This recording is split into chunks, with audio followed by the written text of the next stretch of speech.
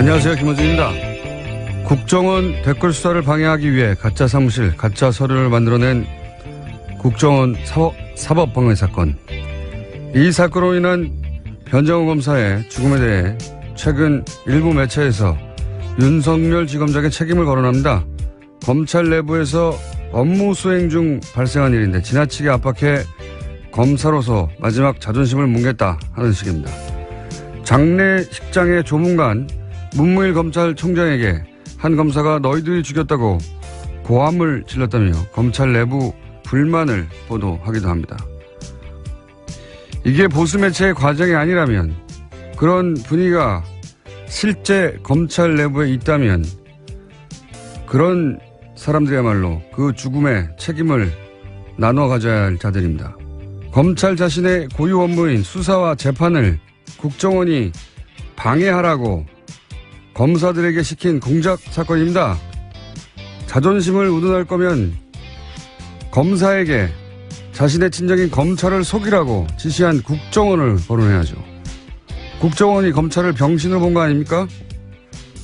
어떻게 국정원을 규탄하고 국정원의 책임을 반드시 묻겠다고 하지 않고 그런 일이 다시는 없도록 사건의 진상을 철저히 규명하고 책임자를 처벌하겠다는 검찰 자신을 탓하고 앉아 있습니까? 못나고 비겁하게. 검찰은 자존심도 없습니까? 김원준 생각이었습니다.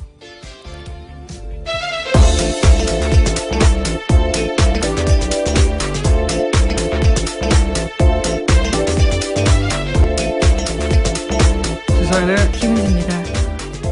요즘 그런 기사가 많이 나와요. 네, 그렇죠. 네, 검찰 내부가 어떻다느니 주로 보수 매체 중심으로. 근데 이제 화를 내야 되는데 상대가 무서운 상대면 대신 화를 쏟을 상대를 찾아요, 보통. 네. 저는 딱 이런 경우라고 보는데 국정원이 자기 친정인 검찰을 속이라고 파견 검사들에 시킨 거 아닙니까?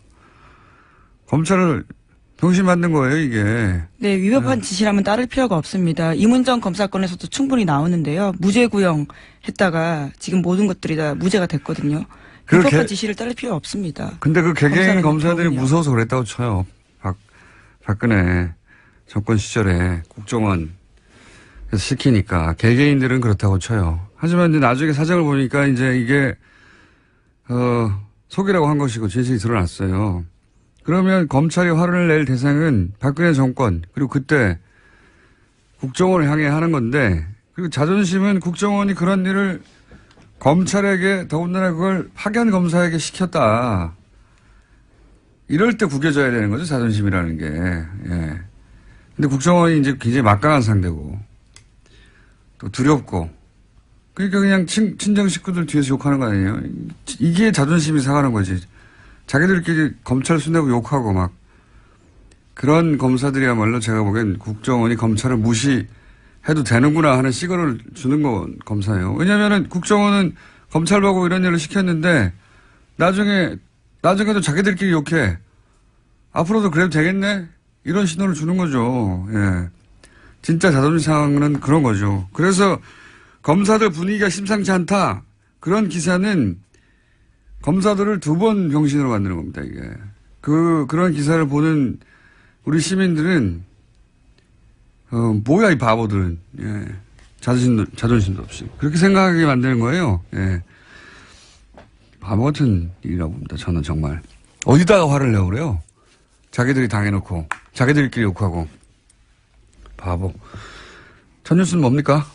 네, 도널드 트럼프 미국 대통령이 어제 방한 일정 마치고 중국으로 떠났습니다.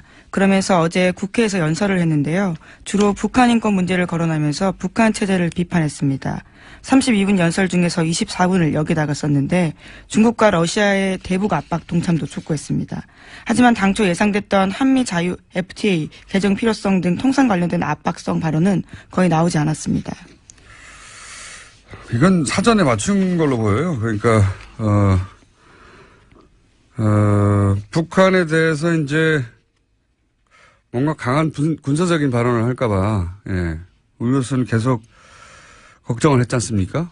근데 이제. 오기 전까지 굉장히 강하게 트위터에다가 메시지를 썼기 때문에요. 걱정할 수밖에 없는 상황이었습니다. 우리 외교 라인에서 결사적으로 그걸 막고 싶었을 거고, 미국 쪽에서는 어쨌든 한반도 긴장의 현장에 가는 건데 몇 개월 동안 발언했던 그 현장에 가는 건데 뭔가 반드시 또 발언하긴 해야 되고 그래서 그걸 이제 인권으로 포커스를 맞추자고 조율을 한 게 아닌가. 예.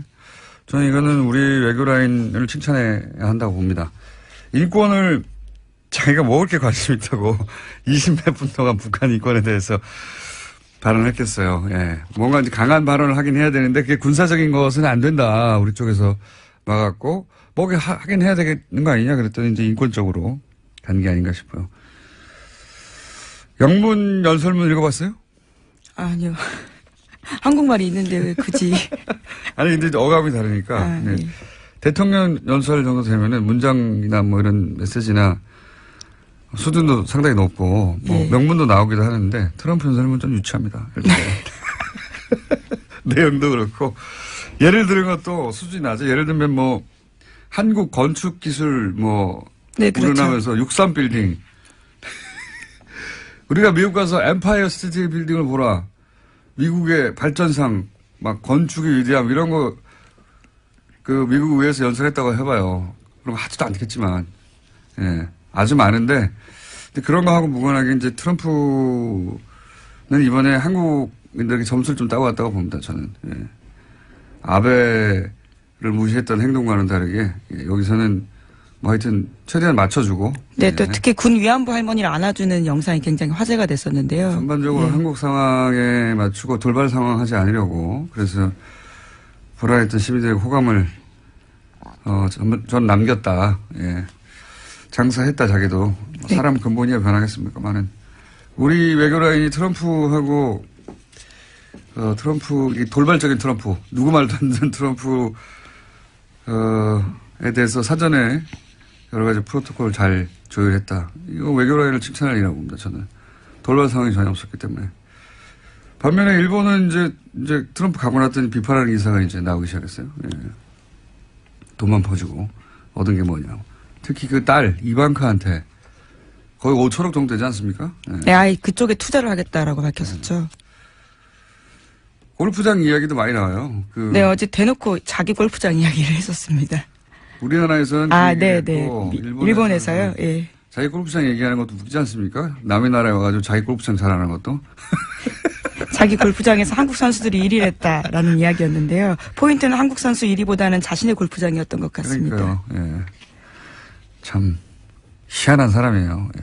어쨌든 자기 골프장 실컷 광고했고, 근데 일본에서 이제 아베하고 어제도 잠깐 소개했지만 일본에서의 아베 행동이나 아베 이번 외교에 대해서 일본 내에서도 이제 미국에서는 벌써 예, 노예적 상황이라고 아주 굴욕적인 표현을 했는데 일본 내에서도 이제 비판이 나오더라고요. 돈 많이 썼다는 거하고 골프 관련해서는 거기서 이제 정상 외교 어떤 뭐랄까요 내밀한 뭐 스킨십을 올리는 예, 예. 그런 거 한다고 하지 않았냐 그랬더니 실제 뭐 대화록이 없어요.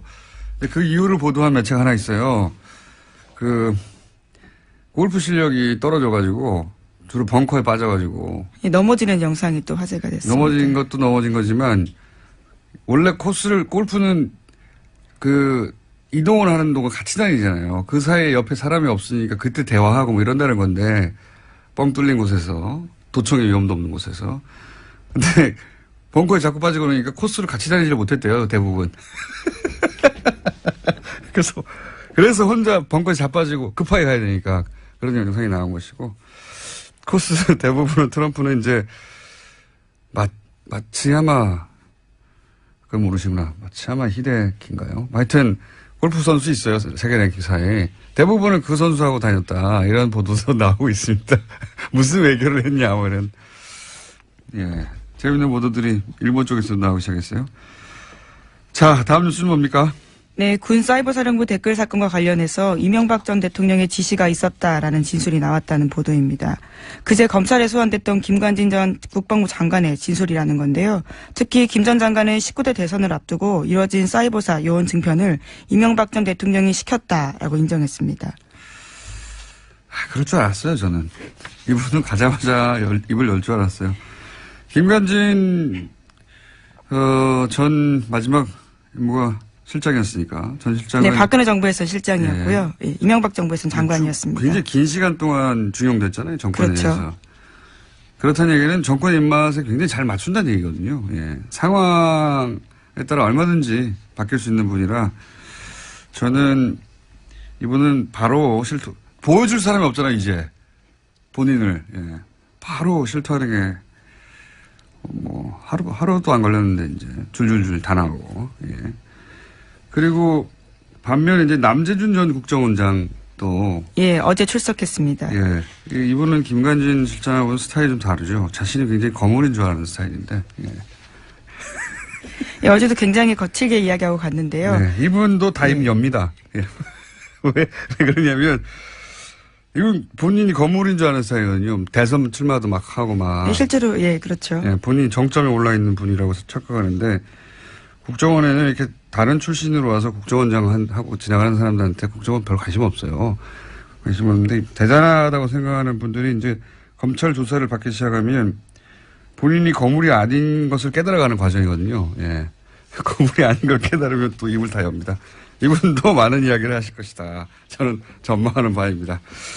자, 그래서 드디어 이명박 전 대통령으로부터 지시를 받았다는 이야기가 처음으로 나왔어요. 예, 당사자의 진술이기 때문에 굉장히 중요합니다. 이명박 전 대통령도 포토라인에 설 가능성이 커지게 된 건데요. 전 대통령이고 지금 바로 직전 대통령이 수감돼 있으니까 정치적 부담이 있어서 시간이 좀 걸리겠죠. 여러 가지 더 많이 쌓아서. 다만 이제 이 뉴스를 보고 원세훈 전 국정원장이 갈등하겠죠. 나도. 예, 같은 댓글 혐의이기 때문에. 예. 내가 입 다물고 있는 게 무슨 사연이 있나. 뭐 이런 생각을 하지 않겠나. 예, 다만 김관진 전 장관 같은 경우에는 댓글 활동 목적에 대해서는 정치 관여가 아니라 대북 사이버전 일환으로 생각했다라는 이야기는 계속해서 하고 있습니다. 그건 이제 자기하고 직접 연결되는 거니까요. 예. 자기 거는 빠져나가고, 예. 남의 건 다 줄 거예요. 네, 그렇죠. 특히 그 70명을 뽑는 과정에서 호남 출신을 배제하라라는 이야기는 예. 대통령 지시였다라는 겁니다. 우리 편 뽑으라고 하면서 예. 특정 지역 출신들에 대해서 차별했다라는 이야기도 했습니다. 이런 건 빠져나가야 되거든요. 예. 선발할 때 자기 도장에 찍혀 있는데 시켜서 그랬다고. 예. 많이 생각하고 나오신 거예요. 예. 이걸 원하는 건 다, 주실 분이다. 이분은 검찰에 원하는 건 거의 주실 분이고. 예. 네, 현재 구속영장 청구하겠다라고 검찰이 밝혔는데요. 또 영장 실질이 있고 난 다음에 어떻게 또 진술이 더 자세히 될지 또 봐야 될 것 같습니다. 자기를 지켜줄 사람이 없어요. 예. 남재준 전 국정원장도 스타일은 다르지만 다 주실 것이다. 자, 다음 뉴스는 뭡니까? 네, 검찰이 현재 박근혜 정부의 국정원 특수활동비 관련 수사를 진행하고 있는데요. 돈의 사용처를 추적 중입니다. 이와 관련해서 그중에 일부가 최순실 씨에게 건너갔을 가능성도 주목하고 있는데요. 관련된 보도를 어제 JTBC가 했습니다. 최순실 씨가 지난해 독일 도피 직전에 머물렀던 서울 강남의 아파트 전세금도 모두 현금으로 냈다라고 하는데요. 1억 5천만 원 보증금에 월세 750만 원이었습니다. 그런데 이때도요, 현금 다발을 냈는데 당시에 최순실 씨 계좌에서 돈이 빠져나간 흔적은 없다라고 합니다. 그 돈 일부가 최순실 씨에게 갔거나 혹은 그 돈의 관리 자체를 최순실 씨가 했거나 하는 추정이야 대한민국에 사는 사람들은 다 하는 거 아닙니까? 네, 다 하는데 그 중에서 이제 이게 그거겠죠. 9월 달 2억을 갑자기 가져오라고 한 정황이. 네, 2배로 늘렸었습니다. 네, 대체 뭐냐. 아마 이런, 아파트 전세금을 갑자기 내고 가려고 하는. 근데 이제 이 거래를 드러나지 않게 하려고 현금으로 하는 게 아닐까. 이런 추정을 하게 되는 정황인 거죠. 예. 본인은 부인할 테니까 이걸 어떻게 입증할지는 검찰의 몫입니다만, 예. 그런 정황이 하나 나왔다. 네, 그렇습니다. 그런 정도 뉴스입니다. 예.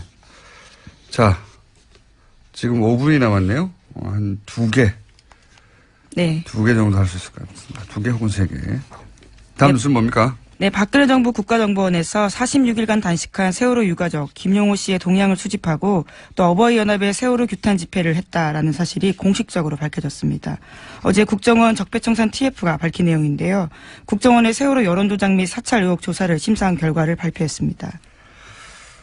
이건 계속 나왔던 뉴스인데 다시 한번 확인되는 거죠. 예. 아주 공식적으로 이제 인정이 된 건데요. 네. 국정원 스스로 그것을 밝힌 겁니다. 그러니까 이제 매체에다가 기고도 하고 기자회견도 시키고 뭐 시위도 시키고 온라인 활동도 시키고 그리고 그때 당시 크게 문제가 됐던 뭡니까 그 치킨 사들고 폭식투쟁, 속칭. 예. 예. 그 사람으로 할 짓이 아닌데 굶고 있는 유가족 앞에서 음식을 먹는 식으로 일부러 조롱을 한 행동들입니다. 일베의 유저들이. 근데 일베 뒤에 누가 있는 거 아니냐. 예, 그런 얘기도 그때 나왔었는데 국정원이 그런 활동들 배후에 있다.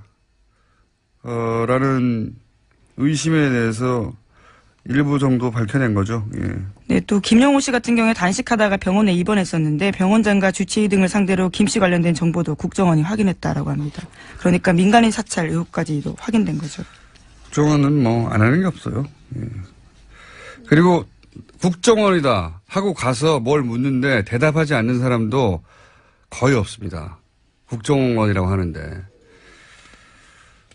저는 안 해요. 자, 다음 소리요. 물어봤나요? 저는 안 합니다. 네. 검찰이 탁현민 청와대 행정관을 공직선거법 위반 혐의 등으로 불구속 기소했다고 밝혔습니다. 문재인 후보가 지난 5월에 문재인 후보의 육성 연설이 포함되었던 2012년 대선 로고송이 선관위에 신고되지 않은 채 스피커로 나갔다라는 점인데요. 해당 행사는 지난 5월 달에 있었습니다. 청와대는 법과 절차에 따라서 결과를 지켜보겠다라면서 원론적 입장 내놨습니다. 이거는 보도가 좀 엉터리가 된 부분이 있어서 제가 해설을 잠깐 하자면 제가 선거법을 좀 압니다. 제가 6년 전인가요? 그때 선거법 관련 재판을 제가 아직도 받고 있습니다, 현재. 그렇기 때문에 좀 아는데, 탁현민 씨 경우는 이제, 내용이 이거예요. 간단하게 얘기하면. 프리허그 이벤트를 했는데, 그때 마지막 퇴장 음악으로 2012년 때, 로고송을 틀었다. 퇴장하는 장면에서. 그러니까 그 순간 그거는 프리허그 이벤트가 아니라 선거운동이다. 이런 논리를 적용한 거거든요. 그걸 틀었기 때문에. 그리고 선거운동이면 그때 쓰인 확성장치는 사전 신고를 해서 딱지를 붙여야 돼요. 이걸 어기면 과태료 50만 원. 예. 일단 과태료 50만 원짜리 하나 있고요. 법조인이신데요. 이 사실 건은 굉장히 작은 건 과태료 50만 원인데. 그리고 그 무대는 행사를 진행하는 곳에서 설치했거든요. 예. 근데 그 무대를 공짜로 사용했다 이겁니다. 그러니까 선거운동이라고 보는 순간부터 뭐 종편에서는 금품을 수수했다 뭐 이런 식으로 보도했는데 이건 일부러 그렇게 보도하는 거예요. 종편은. 청와대 엿먹으라고. 근데 실제 내용은 뭐냐면 남이 설치한 무대에 올라갔으면 돈을 내야지. 선거운동이니까. 다 연결된 거예요. 그런데 돈 안 냈으니까 금품을 수수한 것과 마찬가지다. 이런 논리예요. 예. 실제로 금품을 수수했다는 게 아니라. 선거법 자체가 이제 주목구 부분이 많아요. 근데 이제 뭐 그건 제가 따질 일이 아니고 이 경우는 매우 엄격하게 적용했다. 아주. 예. 하고 싶은 말은 많지만. 여튼 나머지는 법정에서 다 틀리고 사건 자체는 그렇습니다. 예. 하나 정도 더 하고 넘어갈까요? 제목 정도? 네, 트럼프 대통령의 대선 당선 1주년을 앞두고 치러진 버지니아, 뉴저지 주지사 그리고 뉴욕시장 선거 등에서 참패했습니다. 공화당이 참패한 결과가 나왔습니다. 그렇군요. 예, 이제 이게 내일 중간 선거가 있거든요. 예. 그러면 이제 공화당이 트럼프하고 같이 가느냐 아니냐 여기에 따라서 매우 중요한 지표가 되는 거죠. 안 그래도 공화당 쪽에서 트럼프가 불안하기 때문에 트럼프 간판으로 선거하면 이길 수 있는가. 예, 그런 걱정들을 하고 있는데 지금 이 트럼프가 진 버지니아 뭐 이런 데가 경합 스윙 스테이트라고 경합주. 예, 민주당이 이겼다 공화당이 이겼다 하는 곳인데 여기서 이제 민주당이 크게 이겼다. 예. 네, 그렇죠. 당장 그래서 버지니아주 공화당 하원 의원들 같은 경우에는요. 민주당의 버지니아 압승은 백악관에 대한 거부로 판단된다면서 트럼프 대통령에 대한 공격을 시작했습니다. 그러니까 거리두기를 해야 되는군요. 예, 이럴 경우에. 그러면 이제 내년에 트럼프의 운명이 이 지방선거와 관련해서 크게 갈릴 수도 있습니다. 어떻게 될지 모릅니다. 예. 네, 물론 트럼프 대통령도 거리두기를 같이 했습니다. 해당 후보의 패배는 자신이 내세운 것을 받아들이지 않았기 때문에 졌다라는 이야기를 트위터에 썼다고 합니다. 원래 트럼프 대통령은 자기가 잘못했다는 트윗을 하는 적이 없어요. 다 지 탓이다. 바로 직전까지는 그 사람만 응원하고 그랬어요. 트윗으로. 네, 그렇죠. 트위터에다가 썼습니다. 버지니아를 완전히 새롭게 뒤바꿀 거다라는 식의 이야기를 썼는데요. 네네. 결과가 나오자 바로 또 거리뒀습니다. 내 말을 안 들어서 이렇게 됐다고. 예. 자, 여기까지 하겠습니다. 시사인의 김은지였습니다. 감사합니다. 말도 많고 탈도 많은 코너. 네. 그러나 절대 없어지지 않는 코너. 더불어민주당 안민석 의원 나오셨습니다. 네, 오산 비행장이 오산했다고 생각하면 오산입니다. 오산 출신 내리사선 안민석 의원입니다. 자유한국당의 김성태 의원 나오셨습니다. 안녕하십니까? 예, 안녕하세요. 김성태 의원입니다. 이번 국정감사에서 네이버는 우리 국민들에게 핫 이슈로 이렇게 떠올랐습니다. 갑자기 네이버를 또. 제가 이 이야기는 예. 이제 안민석 의원이 이 방송을 통해서 늘 뭐 엄청난 이슈를 이렇게 던지는 경우가 많았는데 예. 제가 하나 알려드리려고 하고 있습니다. 어떤 걸 기대가 되는데요. 예. 성남시에 이재명 시장이 성남시장이 그리고 이재명 시장이 구단주로 있는 성남에는 프로축구단 성남 FC가 있다는 거 알고 계시죠? 네. 문제는 이 성남 FC에 네이버가 저소득층 지원을 위한 시민 단체를 거쳐서 39억을 지원을 했어요. 이 시민 사회단체는 희망살림이라는 이런 애초에 본연의 네이버가 예. 여권의 지자체장 그러니까 이 관련이 있는 희망살림이라는 곳에 이 단체는 잘했네요. 저소득에 그러니까 성남 지역의 저소득층의 부채 탕감을 위해서 2012년도에 설립됐어요. 그런데 그러면 이 저소득층의 부채 탕감을 위해서 이렇게 뭐 해법 지원을 받는다든지 그러면 그렇게 용도가 쓰여져야 되는데 네이버로부터 이게 돈을 39억을 받아가지고 40억을 받아가지고 이 본업보다는 이 성남 FC 그러니까 스포츠단 광고비의 대부분 이 기금을 사용을 했어요. 이 성남 FC는 지난 3년간에도 이 시민사회단체를 포함해가지고 두산이라든지 농협, 차병은 이런 기업에서도 총 166억을 후원 수입을 올렸어요. 그런 측면에서 일각에서는 이게 대가성 논란이 이제 발생이 되고 있습니다. 제가 왜 이야기를 오늘 꺼냈는가 하면요. 예. 최순실 국정농단의 그 중심이 미르 K재단이라는 안민석 의원님 잘 아시죠? 그건 좀 너무 비약 아닙니까? 아닙니다. 제 이야기를. 이거는 성남판 미르 K 스포츠 대단이에요. 예? 좀 많이 하신 것 같은데. 아니, 왜냐면은. 그러면 아니, 여기서 최순실은 누굽니까? 이 사건에서. 그거야, 뭐, 누구보다 잘 아시는 김호준. 제가 이러면은, 성남 FC의 구단주가 누굽니까? 이재명 시장이 지금 최순실이에요? 이재명 때리게 하시는 겁니까? 아니, 때린다기보다는 이번 국정감사에서 네이버가 2015년, 2016년에 시민사회단체 그런 시민사회단체인 희망살림에 법인 회비 명목으로 지원한 40억 중에 이거 진짜 서민들 영시한 그 사람들의 빚 탕감 운동을 하는 사업비를 이 사업비 명목으로 40억 중에서 네이버가 40억을 줬는데 그 중에서 39억을 이 프로축구 성남 FC 그거는 유니폼 알겠습니다. 로고 근데 왜 난데없이 저 말씀을 하시죠? 이런 엄청난 이 상황이 벌어졌는데도 불구하고 왜 민주당에서는 이와 관련한 제대로 된 진상규명과 자, 그러니까 여기 입장이 나오지 않고 있습니까? 이재명 시장이 최순실이다 이거 아닙니까? 한마디로 하면. 그 이재명 시장을 저희 인터뷰 한번 해볼게요. 아니 그러면은 네. 성남시장이면은 이렇게 성남시에 있는 프로축구단 성남 FC에 이렇게 순수하게 지원하는 그 지원은 별도로 받아야 되는 거지. 왜 희망살림이라는 이런 시민단체, 이 시민단체는 저소득층의 가계부채 탕감을 위해서 설립된 그런 본연의 임무가 있는데 돈은 일로 받아가가지고 알겠습니다. 왜 예. 불러주냐 말이에요. 이건 대단히 잘못된 이런 한마디로 지적은 일이 있는 것도 안민석 의원께서도 맨날 뭐 자유한국당 뭐 그리고 이명박 다스 뭐 이렇게 하고 뭐 이런 것만 하지 마시고 자체 내부도 좀 뒤다보세요 좀. 저는 이번 국정감사를 정점으로 정치인의 사명과 임무는 국민들을 잘 먹고 잘 살게 하기 위한 것이다. 그래서 정책과 비전 위주의 의정 활동으로 확 180도 전환을 했습니다. 저는 저런 이야기에 네. 별 관심도 없어요. 더 이상. 네. 예. 이제는 뭐 최순실 자금 찾는 것도 안 하시는 겁니까?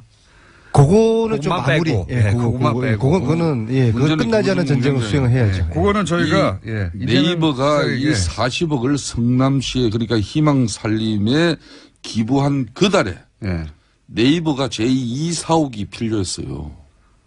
근데 그 제2 사옥의 허가가 공교롭게 그달 납니다. 무슨 얘기인지 알겠습니다. 이 부분은 김성태 의원님이 뭐 문제 삼고 싶으신 부분은 네이버에서 성남시 쪽에다가 지원을 하고 성남시 쪽에서는 제2사옥에 대해서 허락을 하였다.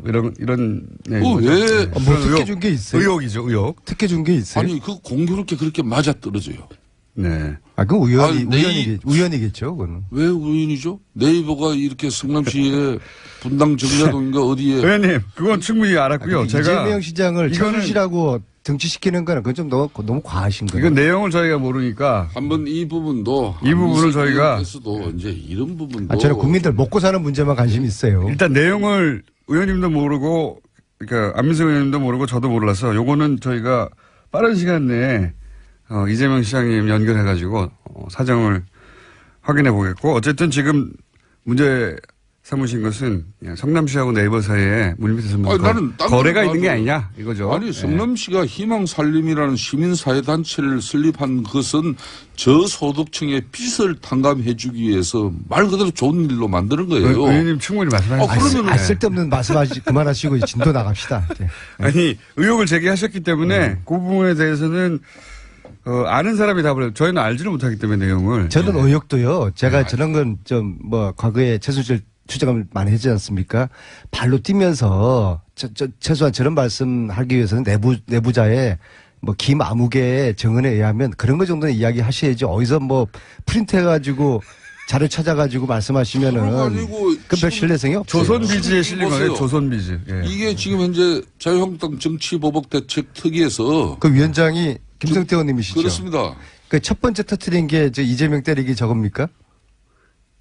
이 이전에 훨씬 있어요. 더 있어요? 더 있는데 지금 현재 이재명 시장도 우리 국민들이나 경기도 성남 시민들이 생각할 때는 정말 좋은 일로 이런 희망살림이라는 시민사회단체 만들었으면 거기에 걸맞는 한마디로 단체로 운영이 되게 해야지 왜 이름은 돈은 그쪽으로 들어가게 해가지고 실질적으로 사용처는 의원님 10분 동안 그 얘기만 하셨는데 알아들었습니다. 성남 구단의 FC에 사용하면 이건 편법적인 상황이 아니에요. 이런 거는 자꾸 이러시면은 김성태 의원님이 일각에서 지금 떠도는 안민석 경기도지사 출마해서 관련해가지고 저를 좀 키워주려고 한다고 그렇게 오해를 받아요. 이제 그만하셔요. 내가 안민석이를 도와줄 일이 없어요. 내가 왜 도와줘요? 네? 아니 우리 당과 우리 정권을 그렇게 망친 당신에게 내가 왜 도와줍니까? 저는 최순실 재산 특별법 통과되기 전에는 저는 아무것도 안 합니다. 저는 당직도 안 맡을 거고요. 하라고 해도 안 할 거예요. 그거 다 끝나도 당직 맡을 수 있으시겠어요? 아니 지금 왜 김호중 공장장이 이 문제가 이번 아니 최순실 재산 몰수 안 할 겁니까? 민주당이 얘기했어. 김성태 의원님. 알겠습니다. 제가 꼭 이재명 씨한테 물어보겠습니다. 공장장 최순실 재산 몰수 안 할 겁니까? 그렇게 하시니까 국민의당에서 고발하는 거 아닙니까 의원님을 국민의당 괴롭힌다고. 세 번째 고발당했는데요. 저는 이번엔 제가 왜 고발당하는지 모르겠어요. 아마 그분들도 저를 왜 고발했는지 이유를 모를 거예요. 안민석 의원님 제일 만만하니까 막 하는 겁니다. 아니, 그리고 제가 와 이런 거 하시기 어려운 거죠. 김성태 의원님이 안민석 때문에 정치 인생 망쳤다고 말씀 지난번 하셨잖아요. 저는 이렇게 보면은 뉴스공장 때문에 제 정치 인생이 굉장히 많이 꼬였어요. 꽃피었죠. 고발도 많이 당하고 이번에 국민당이 고발한 이유는 전 제가 볼 때는 안철수의 복수라고 봅니다. 본인은 적폐청산은 정치 보복이라고 말씀하셨지만은 안민석에 대한 복수를 좀 중단했으면 왜 좋겠어요. 의원님한테 복수를 합니까? 이것도 뉴스공장 때문에 그런 거 아니에요. 박근혜 같은 혼밥족일 수 있는 그런 의심을 제가 그런 말을 한 게 아니고 했더니 의원님이 그런 말을 하신 거 아닙니까? 그래서 국민당이 난리가 난 거 아닙니까? 그래서 그거 화날 수 있죠. 당연히. 뉴스공장은 이런 겁니다. 안철수 지금 대표께서도 예. 웬만한 뭐 정치적 그 공격이나 예. 뭐 이런 거면은 좀 지나면 잊혀지는데 예. 이런 사람 자신의 이미지에 관한 부분이에요. 안철수 그러면 혼밥하는 사람으로 알고 있고, 예? 그 혼밥의 문제 제기를 그렇게 실질적으로 혼밥하는 사람으로 만들고 아주 인색한 사람으로 상임위에서 동료 의원들한테 밥도 한 그릇 안 사는 사람으로 안 사는 게 아니라 그거를 자꾸 밥을 안 샀다기보다는 안민석한테 안 샀다고 그렇게 의도하지 소통을 잘 안 마시고 했다 이런 의미죠. 차 한 잔도 안 마시고 그렇게 모르는 밥 한 끼 사람이 같이 안 먹었다 그 안민석이 말씀을 한 아니에요. 것이죠. 그런 그래서 안민석이한테 박근혜와 같은 혼밥적일 가능성을 대선 후보로 나온 안철수에 대한 그런 실체를 제가 제기를 한 건데 어쨌든 그러면 안철수 그 고발 대표가 당하실 그 만하고요, 제가 당시에 보기엔. 예. 이래야 되는 거죠. 야 아니요 나하고 밥 한 끼 먹자.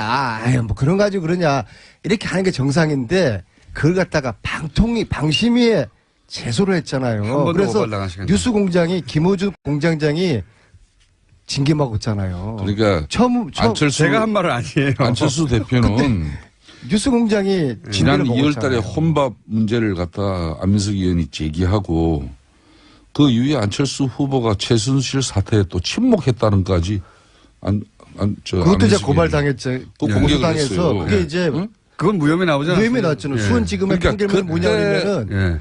안민석 의원의 주장은 아주 객관적이고 과학적인 데이터 분석에 의해 가지고 과학적이란 말까지는 안 했죠. 과학적이라는 게 있습니다. 있어요, 진짜로? 사이언티픽. 그래서 그게 아니, 이제 안철수 대표한테는 속기록을 검색해보고 한 말이다 이런 말이죠. 예. 그러니까 지금 안민석 화가 난 거예요. 그래서 안철수 저한테 의원은 화는 날만 하죠. 예. 무차별 정치 복수를 지금 하는 겁니다. 그러니까 안철수 의원이 지금 어떤 힘들어 죽겠어요. 상황이면요. 그 당시에 혼밥 뭐 그런 문제를 가지고 이렇게 살짝 던져놓은 돌 하나가 결과적으로 국민의당의 대선 플랜을 꼬이게 만드는 그런 파장을 일으켰어요. 그랬습니까? 결과는 또 지금 당내 분란에 항상 이게 소재로 또 등장합니다. 그러니까 어찌 보면은 더 큰 파장을 만드는 옛날 얘기 게 그만하시고 이제 최순실도 그렇고 김관진, 남재준 안철수도 그렇고 내가 이 말씀합니다. 내가 누누이 말하지 않습니까? 안민석 의원 말에 휘둘리면은 정치 인생이 꼬이고 안민석 의원한테 놀아나면 패가 망친다. 저는 이제 국민 초병으로서 편한 얘기 좀 하세요, 국민 두 분 다. 이러이렇습니다라고 말씀하시는 거고요. 김관진 이번에도 공장 요 이야기 왜 내가 고발당한지 국민들한테 알지 되는 고발당했으면 왜 본인이 뭔가 잘못했으니까 유성혁과 안철수가 고발당한 저렇게 거지. 싸우는지를 말씀드려야 되는 거 아니겠어요? 제가 그랬어요. 제가 제출한 최순실재산 몰수법 여기에 이게 최순실의 저주입니다. 이 몰수법에 국민당 의원들이 반밖에 서명하지 않았다. 그래서 소극적이다라고 이야기를 하니까 작년 연말에 국민당은 당론 발의했는데 안민석 의원이 허위 사실을 방송에서 이야기했다 그랬던 거 아닙니까? 의원님 그래서 제가 억울한 거 알겠고요. 사과를 예. 했어요. 그럼 법정에서 해결하시고요. 국민당이 발의만 해놓고 아무것도 안 해서 난 몰랐다. 아마 안민석 의원이- 공장장도 몰랐을 거예요. 그래서 내가 사과를 했어요. 페북에. 그런데 그 다음날 저를 검찰에 고발을 하더라고요. 자, 축하드리고요. 안민석 자, 예? 네이버가 그러니까 유성엽 의원이 야 이거 너무 옹졸하고 치사한 거 아니냐. 초딩같이 왜 이러냐. 좀 이야기합시다. 그래서 그랬더니 유성엽 안철수하고 지금 전쟁이 벌어지고 있는 겁니다. 말씀하세요. 안민석 의원님. 고발 당해보세요. 왜? 심정이 어떤지. 네이버. 왜 네이버가 네이버 또 성남시 분당구 정자동에 이 처음부터 사실 이거 제2 어떡합니까, 그거? 사업을 이렇게 짓고자 했는데 그런 측면에서 왜 희망살림이라는 그런 알겠습니다. 시민단체를 통해서 알겠습니다. 네이버가 40억을 쏘아줄까요? 똑같은 걸 또 읽으시면 어떻게 합니까? 세 번째. 그런 거 진실도 좀 밝혀보세요. 알겠습니다. 제가 꼭 이재명 이야기는 이제 그만하시고. 아니 안철수 대표님 얘기는 이재명 그만하시고요. 이제. 시장하고 동업자입니까? 좋아하죠. 이제 그만들 훌륭하죠 하시고요. 이재명 시장. 그럼 자신들이 이런 문제 있는 거는 말 안 하고. 제가 물어보고 제가 다음 주에 말씀드릴게요. 진도를 좀 나가주면 예, 두 분이 충분히 하셨어요. 자, 안철수 복수 인정하십시오. 그만하시고 이제 김관진 전 국방장관 예, 일단 그부터 해야 되겠군요. 어쨌든 한미 정상회담이 있었지 않습니까? 한마디씩 총평 좀 해주시면요. 저는 이번에 트럼프 대통령 방안에 따라 가지고 특히 어제는 국회 연설이 있었습니다. 네. 그동안 뭐 트럼프 대통령이 입만 열면은 논란이 되지 않았습니까? 그래서 이번 국회 연설을 앞두고도 상당히 염려를 하는 의원들이 많았어요. 그런데 어제 트럼프 대통령이 취임한 이후에 뭐 지금 현재 자기네들도 그렇고 언론들도 최고의 연설을 하지 않았나 이렇게 평가가 이루어지고 있죠. 우선 메시지 자체가 그 어느 때보다도 정제되면서 힘이 있었습니다. 그러니까 막말이 전혀 여기는 섞이지 않았다는 것이죠. 특히 한국에 대한 애정, 그러니까 한국의 성장, 발전, 그리고 심지어 미국을 석권하고 있는 그런 여성 프로 골퍼들에 대한 칭찬에서부터 또 한국 작가들이 연간 4만 권에 이르는 책을 저술하고 있다는 그런 측면에 참 그런 이야기를 이렇게 곁들이면서 하는 걸 보고 많이 준비했구나. 반면에 북한에게는 한국이 이렇게 이룩한 기적에 빗대서 강력한 경고를 한 방 날렸습니다. 뭐 그런 측면에서 또 굳건한 한미 동맹을 뭐 재확인할 수 있었던 그런 자리이기 때문에 저는 큰 의미가 있었다고 봅니다. 제가 지난 6월에 공군 1호기 대통령 전용기를 타고 특별 수행원으로 미국 갔을 때만 하더라도 트럼프와 문재인 사이에는 묘한 의구심과 불신이 흘렀어요. 트럼프 쪽에서는 문재인 대통령을 향해서 혹시 공산주의자 아닌가, 커뮤니스트 아닌가라는 의심을 가지고 설마 있었고, 공산주의까지 생각했지만 실제 어쨌든 그렇습니다. 그다음에 신뢰가 없었다 이거죠. 문재인 네. 대통령 쪽에서는 트럼프 너무 통제가 안 되고 이 예측이 불가능하다 그랬는데 몇 달 사이에 이번 특히 방미를 통해서 예. 방문을 통해서 두 정상의 이 신뢰가 굉장히 많이 돈독해졌다는 걸 느낄 수 있었고요. 만찬에는 초대 못 받으셨죠? 자, 두 번째요. 이번 만찬은 이번 이 방문은 한미 동맹 관계를 확실하게 보여주었다. 알겠습니다. 그래서 네. 코리아 패싱 이런 이야기가 이제 사라졌다. 네. 그래서 앞으로 우리 그 국회에서도 여야가 이제 정쟁 그만하고 초당적으로 이런 안보 문제 미국 가가지고 전술핵 배치해달라고 비굴하게 그런 사정하면 안 되죠. 안보 문제만큼은 한 목소리가 여야가 내야 되지 않겠습니까? 말씀은 왜 야당이 그러면서 좀 네? 분발하시고 좀 잘 하셔요. 안민석 의원님 네. 참 여기서는 말이야 안보 말씀은 문제만큼은 그렇게 초당적으로 하면서 협력하자고요.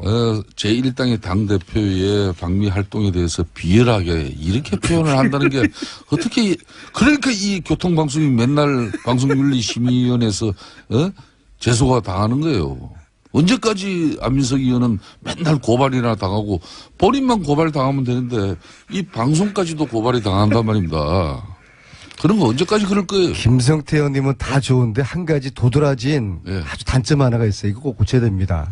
저만 보면은 목소리가 이렇게 높아집니까? 아니 나는 목소리도 높아질 일도 없고 앞으로 이제 그러면 굳건한 한미동맹은 민주당이 목소리 높였어요. 저희들은 목소리 죽일게요. 미국에 갈 일도 없지 그러면은. 그렇게 하시겠습니까? 네. 예? 네. 초당적으로 협력하죠. 예. 김성태 안민서부터 안보 문제만큼은 그렇죠. 서로 협력하죠. 사드 유지하고 네. 예? 지금 두 분이 당을 사드하고는 전혀 또 네. 별개 말씀인데 왜 또 사드 사드 이야기를 유지하면서 그러십니까? 북한의 핵미사일 제거하기까지는 사드가 강력하게 필요 북한 없는 제재 대한민국을 압박해야죠. 사드가 필요 없는 한반도를 만들어야죠. 네. 이제부터 우리가 중국 러시아하고의 관계도 잘 만들어 가고 두 분이 초당적 협력을 거론할 만큼 한반도의 긴장을 당을 한반도 대표하지는 긴장을 않는데요. 원하시는 건 아니잖아요. 그렇죠. 북한의 핵미사일을 제거하고 한반도가 평화롭게 왕래될 수 있는 그런 국가체제를 서로 갑시다. 그런데 지금 민주당 입장에서는 지금 북한의 핵미사일이 당장 위협이 되니까 그냥 평화라는 그 단어 앞에 핵과 미사일을 덮어버리면은 그게 어떻게 평화고 안보입니까? 이걸 지적하는 거예요. 이런 논의는 국내에서 하고 미국 가가지고 엉뚱하게 사고 치고 돌아오고 그러지는 마시고요. 의견은 다를 수가 있잖아요. 국내에서 이야기하고 그다음에 좋은 의견 도출해가지고 이 안보 외교만큼은 우리 초당적으로 협력하자고요. 그러니까 지금 그리고 오늘 한반도 전쟁을 원하는 건 않잖아요. 지금도 안민석 의원님 북한의 핵 잠수함이 그리고 핵 항공모함이 3척이나 와서 북한의 핵과 미사일을 제거하고 제재하는 압박의 수단으로 지금 동원되고 있습니다. 그렇기 때문에 여기에 우리도 특히 문재인 정권이 어떤 경우도 북한의 핵과 미사일이 그리고 핵이 폐기되기 전까지는 개성공단을 그 이전에 가동한다든지 건강상 관광을 또 미리 시작한다든지 그러니까 자한당은 무조건 이런 일은 북한을 없도록 하세요. 비틀고 조르고 압박하자고 하는데 물론 그 필요합니다. 또 한편으로는 대화를 끊임없이 해야죠. 투체력으로 가야 되는 거죠. 북한하고. 이건 어떻습니까? 김관진 전 국방장관이 사이버사 증원이 이명박 대통령 지시했다고 했는데 이렇게 되면 이명박 대통령도 책임을 피할 수 없게 된 거 아닙니까? 간단하게. 이명박 MB가 무상급식 먹을 날이 머지 않았죠. 저는 크리스마스를 넘기지 않을 거라고 보고요. 특히 저는 이제 제가 그냥 추측에 정윤회가 유일하게 형님이라고 불렀던 김관진 국정농단 과정에서 어떤 역할을 했을까?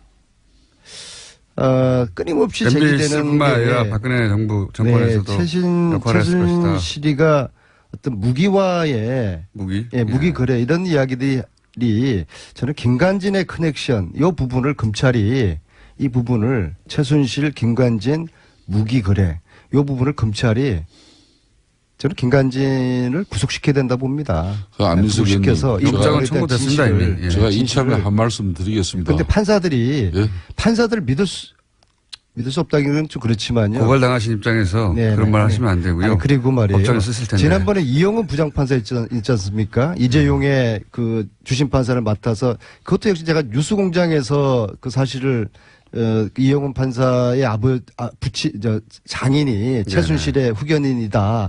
그래서 하루 만에 판사가 바뀌지 않습니까? 근데 그 판사가 지금 누구를 지금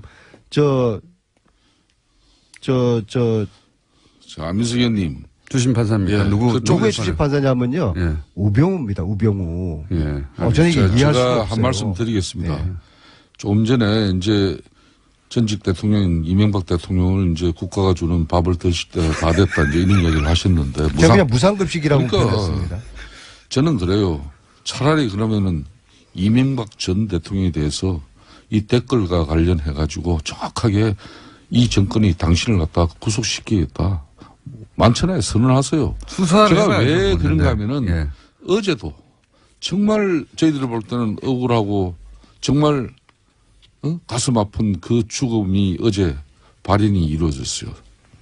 그러니까 변창훈 검사입니다. 또 지난 30일에는 정모 변호사로만 알려진 국정원의 변호사. 오직하면 우리 사회가 그분의 조남자도 이렇게 알 수 없는 그런 정모 변호사의 그 안타깝고 억울한 죽음. 제가 파악을 했어요. 그분의 성함이 망인의 성함이 정치호입니다. 정치호 변호사의 그 또 안타까운 죽음에 대해서 그 죽음이 왜 이루어졌겠습니까? 아니 고인들의 죽음은 안타깝지만요. 국정원 댓글 수사로 인해서 국정원 원장을 구속시켰으면은 국정원 원장이 그걸 책임지는 것이지 또 더 나아가서 MB에 대해서 그 최종 종착역이 목적은 무상급식을 무료로 드리는 그 이유로 하면은 그렇게 바로 가서 왜 주변에 이 참 힘없고 이 정말 시켜서 할 수밖에 없었던 그 상황의 공직자들을 죽음으로 내보는 국정농단에 한마디로 살인정치, 보복정치 국정농단에 부역했던 검사나 변호사 관련자들은 자살할 게 아니라 자백을 해야 되는 것이죠. 이 변창훈 검사 사망 사건은 문재인 독재가 홍위병을 앞세운 대통령 정치와 친문 독재를 넘어서 살인 독재로까지 치닫고 있는 이런 엄청난 사건이에요. 그렇기 때문에 저는 지금 이 순간부터 6개월 동안 이 정치 보복, 오로지 보복을 위한 정권으로 이렇게 국민들이 각인할 정도의 아니 국민들이 국민들의 70, 80%라고 원하는 적폐청산 했다고 해서 독재라고 이게 독재입니까? 아니 적폐청산이라는 국민들이 원하는 걸 하면 독재. 아 좋아요. 적폐청산이라는 이름만 그렇게 내걸고 그 내용은 사실상 보복이고 또 정치 사찰이고 그러면 안 되잖아요. 저도 MB의 구속을 원하시는 거예요? 저는 김성태 안민석을 구속을 원합니다. 원하면 정말. 차라리 MB로 가라 이거예요. 왜? 안녕하세요. 김원준입니다. 국정원 댓글 수사를 방해하기 위해 가짜 사무실, 가짜 서류를 만들어낸 국정원 사법방해 사건. 이 사건으로 인한 변정호 검사의 죽음에 대해 최근 일부 매체에서 윤석열 지검장의 책임을 거론합니다. 검찰 내부에서 업무 수행 중 발생한 일인데 지나치게 압박해 검사로서 마지막 자존심을 뭉갰다 하는 식입니다. 장례식장의 조문관 문무일 검찰총장에게 한 검사가 너희들이 죽였다고 고함을 질렀다며 검찰 내부 불만을 보도하기도 합니다.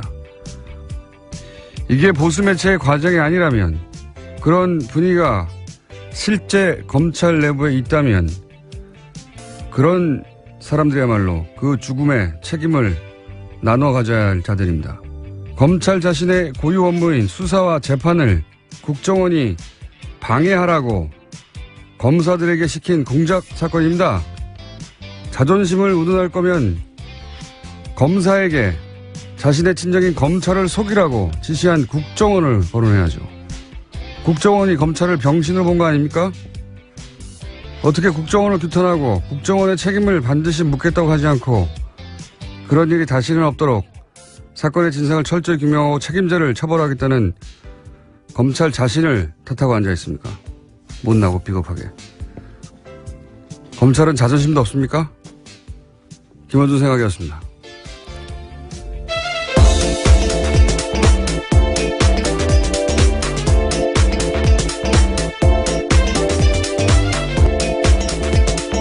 시사인의 김은지입니다.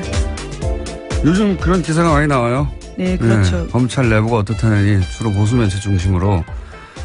근데 이제 화를 내야 되는데 상대가 무서운 상대면 대신 화를 쏟을 상대를 찾아요, 보통. 네. 저는 딱 이런 경우라고 보는데 국정원이 자기 친정인 검찰을 속이라고 파견 검사들 시킨 거 아닙니까? 검찰을 병신 만든 거예요, 이게. 네, 위법한 지시라면 따를 필요가 없습니다. 이문정 검사건에서도 충분히 나오는데요. 무죄 구형했다가 지금 모든 것들이 다 무죄가 됐거든요. 위법한 지시를 따를 필요 없습니다. 근데 그 개개인 검사들이 그렇군요. 무서워서 그랬다고 쳐요. 박근혜 정권 시절에 국정원에서 시키니까 개개인들은 그렇다고 쳐요. 하지만 이제 나중에 사정을 보니까 이제 이게 속이라고 한 것이고 진실이 드러났어요. 그러면 검찰이 화를 낼 대상은 박근혜 정권 그리고 그때 국정원을 향해 하는 건데, 그리고 자존심은 국정원이 그런 일을 검찰에게 더군다나 그걸 파견 검사. 같은 댓글 혐의이기 때문에. 예. 내가 입 다물고 있는 게 무슨 사연이 있나, 뭐 이런 생각을 하지 않겠나. 예, 다만 김관진 전 장관 같은 경우에는 댓글 활동 목적에 대해서는 정치 관여가 아니라 대북 사이버전 일환으로 생각했다라는 이야기는 계속해서 하고 있습니다. 그건 이제 자기하고 직접 연결되는 거니까요. 예. 자기 거는 빠져나가고, 예. 남의 건 다 줄 거예요. 네, 그렇죠. 특히 그 70명을 뽑는 과정에서 호남 출신을 배제하라라는 이야기는 네. 대통령 지시였다라는 겁니다. 우리 편 뽑으라고 하면서 네. 특정 지역 출신들에 대해서 차별했다라는 이야기도 했습니다. 이런 건 빠져나가야 되거든요. 예. 선발할 때 자기 도장에 찍혀 있는데 아예 시켜서 그랬다고. 예. 많이 생각하고 나오신 거예요. 예. 입을 원하는 건 다, 주실 분이다, 이분은. 검찰에 원하는 건 거의 주실 분이고, 예. 네, 현재 구속영장 청구하겠다라고 검찰이 밝혔는데요. 또 영장 실질이 있고 난 다음에 어떻게 또 진술이 더 자세히 될지도 봐야 될 것 같습니다. 자기를 지켜줄 사람이 없어요. 예. 남재준 전 국정원장도 스타일은 다르지만 다 주실 것이다. 자, 다음 뉴스는 뭡니까? 네, 검찰이 현재 박근혜 정부의 국정원 특수활동비 관련 수사를 진행하고 있는데요. 돈의 사용처를 추적 중입니다. 이와 관련해서 그중에 일부가 최순실 씨에게 건너갔을 가능성도 주목하고 있는데요. 관련된 보도를 어제 JTBC가 했습니다. 최순실 씨가 지난해 독일 도피 직전에 머물렀던 서울 강남의 아파트 전세금도 모두 현금으로 냈다라고 하는데요. 1억 5천만 원 보증금에 월세 750만 원이었습니다. 그런데 이때도요 현금 다발을 냈는데 당시에 최순실 씨 계좌에서 돈이 빠져나간 흔적은 없다라고 합니다. 뭐 그 돈 일부가 최순실 씨에게 갔거나 혹은 그 돈의 관리 자체를 최순실 씨가 했거나 하는 추정이야 뭐 대한민국에 사는 사람들은 다 하는 거 아닙니까? 네, 다 하는데 그 중에서 이제 이게 그거겠죠. 9월 달 2억을 갑자기 가져오라고 한 정황이. 네, 2배로 늘렸었습니다. 네, 대체 뭐냐. 아마 이런, 아파트 전세금을 갑자기 내고 가려고 하는. 근데 이제 이 거래를 드러나지 않게 하려고 현금으로 한 게 아닐까. 이런 추정을 하게 되는 정황인 거죠. 예. 본인은 뭐 부인할 테니까 이걸 어떻게 입증할지는 뭐 검찰의 목입니다만, 예. 그런 정황이 하나 나왔다. 네, 그런 정도 뉴스입니다. 예. 자, 지금 5분이 남았네요. 한 2개. 네. 2개 정도 할 수 있을 것 같습니다. 2개 혹은 3개. 다음 뉴스는 뭡니까? 네, 박근혜 정부 국가정보원에서 46일간 단식한 세월호 유가족 김용호 씨의 동향을 수집하고 또 어버이연합의 세월호 규탄 집회를 했다라는 사실이 공식적으로 밝혀졌습니다. 어제 국정원 적폐청산 TF가 밝힌 내용인데요. 국정원의 세월호 여론조작 및 사찰 의혹 조사를 심사한 결과를 발표했습니다. 하는데 트럼프 연설은 좀 유치합니다. 내용도 그렇고 예를 들은 것도 수준이 낮아. 예를 들면 뭐 한국 건축 기술 뭐 네, 그렇죠. 우러나면서 63 빌딩. 우리가 미국 가서 엠파이어 스테이트 빌딩을 보라. 미국의 발전상 막 건축의 위대함 이런 거 그 미국 의회에서 연설했다고 해봐요. 그럼 하지도 않겠지만 예 아주 많은데 근데 그런 거 하고 무관하게 이제 트럼프는 이번에 한국인들에게 점수를 좀 따고 왔다고 봅니다. 저는 예. 아베를 무시했던 행동과는 다르게 예, 여기서는 뭐 하여튼 최대한 맞춰주고. 네, 또 특히 군 위안부 할머니를 안아주는 영상이 굉장히 화제가 됐었는데요. 전반적으로 네. 한국 상황에 맞추고 돌발 상황 하지 않으려고 그래서 불안했던 시민들의 호감을 전 남겼다. 예. 장사했다 자기도. 네. 사람 근본이야 변하겠습니까만은 우리 외교 라인이 트럼프하고 트럼프 이 돌발적인 트럼프 누구 말도 안 되는 트럼프 에 대해서 사전에 여러 가지 프로토콜을 잘 조율했다. 이거 외교 라인을 칭찬할 일이라고 봅니다. 저는 돌발 상황이 전혀 없었기 때문에. 반면에 일본은 이제 트럼프 가고 났더니 비판하는 기사가 이제 나오기 시작했어요. 예. 돈만 퍼주고 얻은 게 뭐냐. 특히 그 딸 이방카한테 거의 5천억 정도 되지 않습니까? 예. 네, 아이 그쪽에 투자를 하겠다라고 밝혔었죠. 골프장 이야기도 많이 나와요. 네, 어제 대놓고 자기 골프장 이야기를 했었습니다. 우리나라에서는 네. 일본에서요. 예. 자기 골프장 얘기하는 것도 웃기지 않습니까? 남의 나라에 와가지고 자기 골프장 잘하는 것도.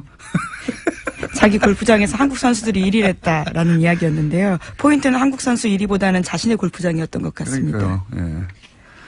참 희한한 사람이에요. 예. 어쨌든 자기 골프장 실컷 광고했고, 근데 일본에서 이제 아베하고 어제도 잠깐 소개했지만 일본에서의 아베 행동이나 아베 이번 외교에 대해서 일본 내에서도 이제 미국에서는 벌써 예, 노예적 상황이라고 아주 굴욕적인 표현을 했는데 일본 내에서도 이제 비판이 나오더라고요. 돈 많이 썼다는 거하고 골프 관련해서는 거기서 이제 정상회교 어떤 뭐랄까요 내밀한 뭐 스킨십을 올리는 예. 그런 거 한다고 하지 않았냐. 그랬더니 실제 먹고 대화록이 없어요. 근데 그 이유를 보도한 매체가 하나 있어요. 그 골프 실력이 떨어져가지고 주로 벙커에 빠져가지고 넘어지는 영상이 또 화제가 됐습니다. 넘어진 것도 넘어진 거지만 원래 코스를 골프는 그 이동을 하는 동안 같이 다니잖아요. 그 사이에 옆에 사람이 없으니까 그때 대화하고 뭐 이런다는 건데 뻥 뚫린 곳에서 도청의 위험도 없는 곳에서 근데 벙커에 자꾸 빠지고 그러니까 코스를 같이 다니지를 못했대요 대부분. 그래서 혼자 벙커에 자빠지고 급하게 가야 되니까 그런 영상이 나온 것이고 코스 대부분은 트럼프는 이제 마츠야마 그걸 모르시구나. 마츠야마 히데키인가요? 하여튼 골프 선수 있어요. 세계 랭킹사에. 대부분은 그 선수하고 다녔다. 이런 보도도 나오고 있습니다. 무슨 외교를 했냐 뭐 이런. 예. 재밌는 보도들이 일본 쪽에서도 나오기 시작했어요. 자, 다음 뉴스는 뭡니까? 네, 군 사이버사령부 댓글 사건과 관련해서 이명박 전 대통령의 지시가 있었다라는 진술이 나왔다는 보도입니다. 그제 검찰에 소환됐던 김관진 전 국방부 장관의 진술이라는 건데요. 특히 김 전 장관은 19대 대선을 앞두고 이뤄진 사이버사 요원 증편을 이명박 전 대통령이 시켰다라고 인정했습니다. 그럴 줄 알았어요, 저는. 이분은 가자마자 입을 열 줄 알았어요. 김관진, 전 마지막 임무가 실장이었으니까. 전 실장은. 네, 박근혜 정부에서 실장이었고요. 네. 예, 이명박 정부에서는 장관이었습니다. 굉장히 긴 시간 동안 중용됐잖아요, 정권에 그렇죠. 대해서. 그렇다는 얘기는 정권 입맛에 굉장히 잘 맞춘다는 얘기거든요. 예. 상황에 따라 얼마든지 바뀔 수 있는 분이라 저는 이분은 바로 보여줄 사람이 없잖아요, 이제. 본인을. 예. 바로 실토하는 게, 하루도 안 걸렸는데, 이제, 줄줄줄 다 나오고, 예.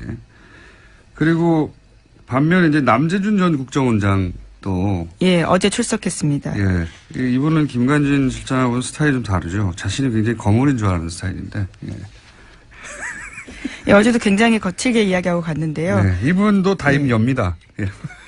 왜 그러냐면, 이건 본인이 거물인 줄 아는 스타일이거든요. 대선 출마도 막 하고 막. 예, 실제로, 예, 그렇죠. 예, 본인이 정점에 올라 있는 분이라고 착각하는데, 국정원에는 이렇게 다른 출신으로 와서 국정원장 하고 지나가는 사람들한테 국정원 별 관심 없어요. 관심 없는데, 대단하다고 생각하는 분들이 이제 검찰 조사를 받기 시작하면 본인이 거물이 아닌 것을 깨달아가는 과정이거든요. 예. 거물이 아닌 걸 깨달으면 또 입을 다 엽니다. 이분도 많은 이야기를 하실 것이다. 저는 전망하는 바입니다. 그래서 드디어 이명박 전 대통령으로부터 지시를 받았다는 이야기가 처음으로 나왔어요. 예, 당사자의 진술이기 때문에 굉장히 중요합니다. 이명박 전 대통령도 포토라인에 설 가능성이 커지게 된 건데요. 전 대통령이고 지금 바로 직전 대통령이 수감돼 있으니까 정치적 부담이 있어서 시간이 좀 걸리겠죠. 여러 가지 더 많이 쌓아서. 다만 이제 이 뉴스를 보고 원세훈 전 국정원장이 갈등하겠죠. 나도 수사에게 시켰다. 이럴 때 구겨져야 되는 거죠. 자존심이라는 게.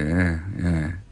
근데 국정원이 이제 굉장히 막강한 상대고 또 두렵고 그러니까 그냥 친정 식구들 뒤에서 욕하는 거 아니에요.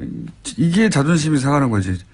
자기들끼리 검찰 순내고 욕하고 막 그런 검사들이야말로 제가 보기엔 국정원이 검찰을 무시해도 되는구나 하는 시그널을 주는 건 검사예요. 왜냐하면 국정원은 검찰하고 이런 일을 시켰는데 나중에도 자기들끼리 욕해. 앞으로도 그래도 되겠네? 이런 신호를 주는 거죠. 예.